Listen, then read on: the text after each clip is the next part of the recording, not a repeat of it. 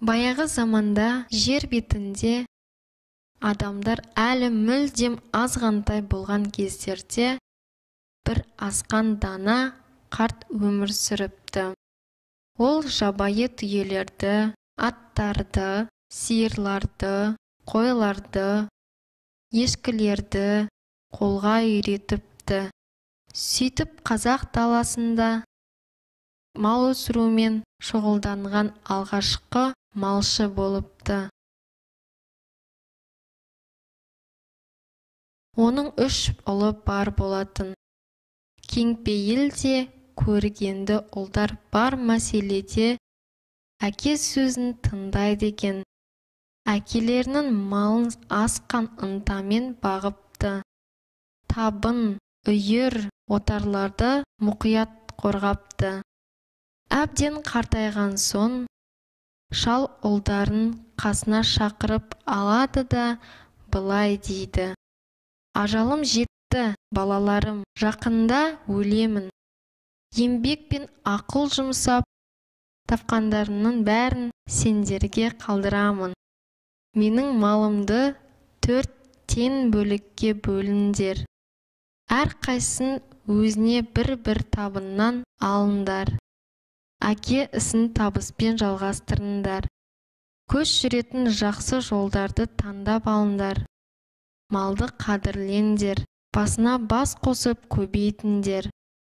Тату-тәтті өмір сүріңдер. Өз ұрпақтарында жақсылық пен ізгілікке баулыңдар. Ұлдары әкелеріне бас иіп тағзым етті. Өздеріне берген тартуы үшін рахмет айтты. Бірақ үйден шығардан бұрын оған былай деп сұрақ қойды: біз қағыс естіген жоқпыз ба? Айтыңызшы, біздің әкеміз. Біз сіздің аманатыңызды дұрыс ұқтық пе екен? Біз ғой 3-еуміз. Ал сіз малды 4 бөлікке бөлуді тапсырдыңыз. 4-ші бөлікті кімге қалдырмақшы едіңіз? Ажалы жетіп отырған қарт былай жауап берді: 4-ші бөлікті мен сендердің қонақтарына қалдырамын. Ас пен баспанаға мұқтаж болған әркім, кім-де-кім өз ықыласымен немесе мұқтаждықпен сендердің үйлеріне бас сұқса, солар сендерден баспана, жылы көңіл мен мол ас-су табатын болсын. Ал егер сендердің меймандарың сыпайгершілікпен өздерінің қарапайымдылығынан, тағам мен сусыннан бас тартатын болса, онда оларға айтыңдар: олар сендердің емес, өздерінің ас-суларыңды ішіп жеп отырсыңдар деңдер. Өйткені сендердің дәулеттерінде олардың да үлесі бар.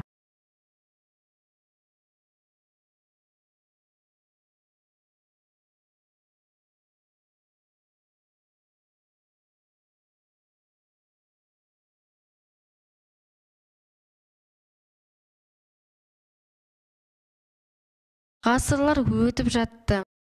Адамдар көбейіп, далаға тарап кетті. Үлкен ұлдың ұрпақтары үлкен орданы ұлы жүзді. Ортаншы ұлдың ұрпақтары орта орданы орта жүзді. Кенже ұлдың ұрпақтары кіші орданы кіші жүзді ұйыстырды. Содан бері өмірде көп өзгеріс болды. Бірақ барша уақытта, ғасырлар, жылдар, күндерде қырдағы қонақ жайлылық әдет әрдайым берік болып келеді. Қазақтың үйіне күндіз немесе түнде кім кірсе де, әрқайсысын жылы қабақпен күтіп алу және құрметтеу, бейбіт тынығысқа жағдай жасау және жомарт ас су тарту дәстүрі қонақасы тосып тұрады.